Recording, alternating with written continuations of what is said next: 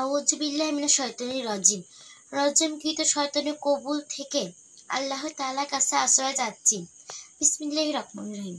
পরম দাতা দয়ালু আল্লাহ তাআলার নামের সাথে আরম্ভ করেছি।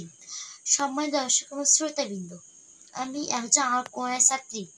আপনাদের সকলের জানাই আসসালামু আলাইকুম রাহমাতুল্লাহ। যে বিষয়টি নিয়ে আপনাদের সামনে কথা বলবো সেই বিষয়টি হলো জাতির বিরুদ্ধে রবের রাসূলের ভয়ঙ্কর নালিশ। এই নালিশ কেন? আসুন 25 নম্বর সূরা আল ফুরকান এর 30 নম্বর আয়াত থেকে জেনে নেই। আয়াতটির অনুবাদ। আর বিশেষ বার্তাবাহক রাসূল বলবে, হে আমার রব, বিনা সন্দেহে আমার কওম এ কোরআন আঁকড়ে ধরাকে ছেড়ে দিয়েছিল। এই আয়াত থেকে আমরা কি শিক্ষা পেলাম? এই আয়াতটিতে একটি ভয়ঙ্কর অভিযোগ উল্লেখ করা হয়েছে। কিয়ামতের দিন রবের বিশেষ বার্তাবাহক রাসূল তার নিজ জাতীয় বিরুদ্ধে মহান রবের নিকট অভিযোগ জানাবেন।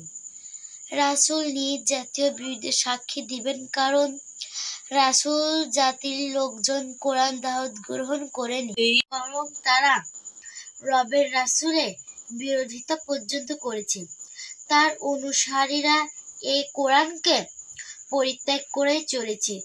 তার নামধারীরা শিয়া, সুন্নি, সালাফি মুসলমান হয়েছে, কিন্তু রবের মুসলিম হয়নি।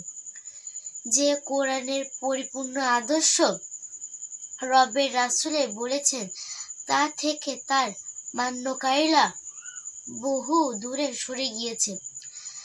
তার কোরআন ত্যাগ করে কিছু মন গড়া বর্ণাঢ্য বিধি বিধান পালন করে যাচ্ছে। রাসূলের নামে অসংখ্য বানোয়াট ও ভিত্তিহীন কথাবার্তা আলোচনা করে সেগুলোকে ধর্মীয় বিধান হিসাবে পালন করেছে। আবার এগুলোর নাম দিয়েছে সুন্নাত এবং রাসূলের হাদিস। আর এক শ্রেণীর বেনিয়া গোষ্ঠী ধর্ম ব্যবসায়ীরা তাদের জীবিকার মাধ্যম হিসাবে কুরআন এর দাওয়াত গুলো ব্যবহার করে রুজি বাঁধা করে সাধারণ মানুষদেরকে পথভ্রষ্ট ও বিভ্রান্ত করে যাচ্ছে।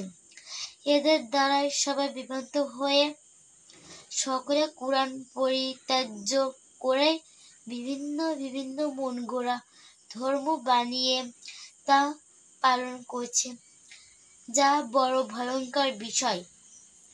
আমাদের সকলকে সতর্ক হতে হবে, যেন কিছুতেই কোরআন ত্যাগ করে রবের রাসূলের এ অভিযোগ গ্রেফতার হয়ে তা যায়।